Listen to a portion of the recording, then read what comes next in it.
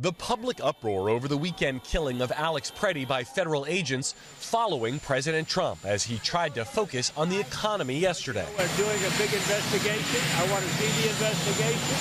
I'm going to be watching over it. I want a very honorable and honest investigation. He was also asked if he agreed with early statements from officials in his administration, including top advisor Stephen Miller and Homeland Security Secretary Kristi Noem, that Pretti was a domestic terrorist. I haven't heard that, but certainly he shouldn't have been carrying a gun. But hey, look, bottom line, everybody in this room, we view that as a very unfortunate incident. Two Republican senators joining Democrats Tuesday calling for the ouster of Noem. I've lost confidence in him. We would be better served with new leadership at the department. She has taken this administration into the ground on an issue that we should own. The president, who met with Noem for hours in the Oval Office Monday night, standing by her. I think she's doing a very good job.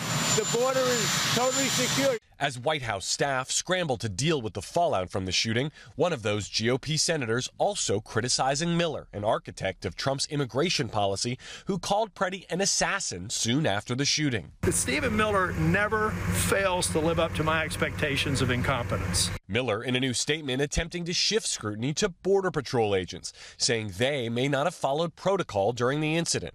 Trump also facing questions about his staffing changes in Minneapolis, including the reassignment of another controversial figure who had been the face of the administration's efforts there.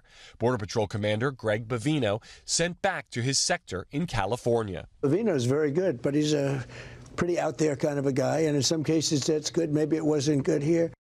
So Garrett, President Trump now sending border czar Tom Homan to replace Bavino. What's the thinking here? What's the president hoping to accomplish with that switch? Well, look, Homan is a 40-year veteran of immigration enforcement, and he's viewed inside the White House as someone who has the president's complete trust and also a cooler, more professional way of doing business.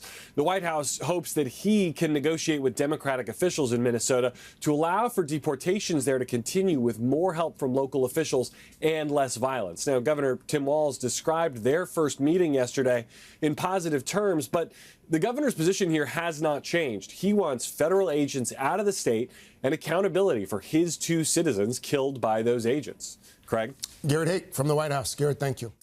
Hey, thanks for watching. And don't forget, you can catch the Today Show every morning on NBC or take Today when you're on the go. Just follow the Today podcast on Apple Podcasts, Spotify, or wherever you listen.